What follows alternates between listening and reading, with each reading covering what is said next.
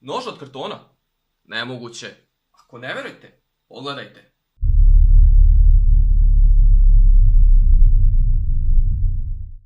Danas ćemo pokazati kako da od kartona napravite Hunter's Knife iz igre Destiny. Ovdje imamo otvoren Adobe Illustrator, što je vektorski orijentisan program koji mi je neophodan da bih napravio skicu rekvizita koji ćemo danas praviti. Koristeći Pen Tool u Illustratoru napravio sam ivične linije samog rekvizita koji ću kasnije oštampati i koristiti za isjecanje istog.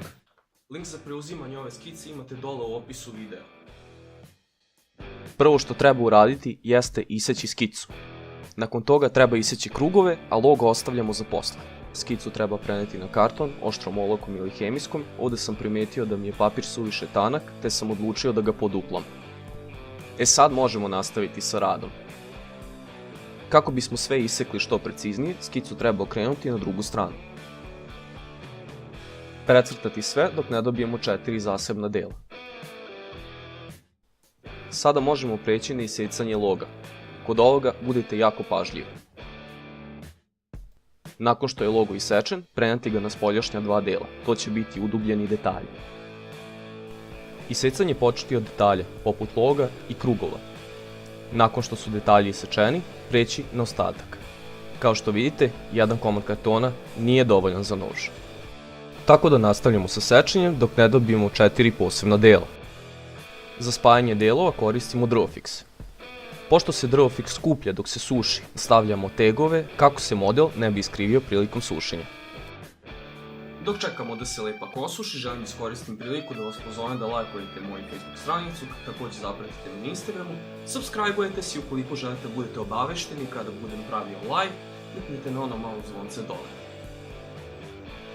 Sada kada se lepak osušio, preći ćemo na šmirglanje. Vi možete koristiti šmirglu, ali ja, pošto sam tako u mogućnosti, koristit ću Dremel. Doduše neko jeftiniju verziju istog. Prilikom rada sa električnim alatima budite pažljivi i uvijek nosite zaštitu za oči i ruke. Dakle, nemojte raditi onako kako ja radim, nego onako kako vam ja kažem. Sad je vrijeme da napravimo oštricu noža. Iseći prema liniji na skici i preneti na jednu i drugu stranu. Kada je to gotovo, držati sečivo skalpela pod uglom od 45 stepeni i zaseći model. I naravno sve dodatno ispolirati šmirglom. U razvodnjeni Drawfix skanuo sam malo crnog tonera i premazao čitav model. Nakon toga ceo model ofarbao sam srebrnom akrilnom bojom. Veći deo drške noža umotao sam tankim trakama eko kože. Potom razvodnio crnu akrilnu boju i prešao čitav model. Kada se sve to lepo osušilo, oborenu ivicu noža prešao sam opet onom srebrnom akrilnom bojom.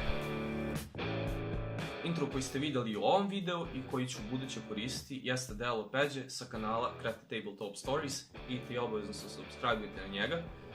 I da, nož je sada gotov, sve što je ostalo jeste da se eventualno samo prelakira i može da skupi prašinu na polici zajedno sa ostalim stvarima dok se ne upotrebi. Hvala vam puno što ste gledali, obavezno se subscribe-ujte, ostavite like, zapratite me na socijalnim medijima gdje ću vas svaki dan izveštavati o onome što radim, stvarima koje bi vas možda interesovale ako vas zanima pravljenje bilo čega. Hvala puno i do sljedećeg viđenja. Ćao!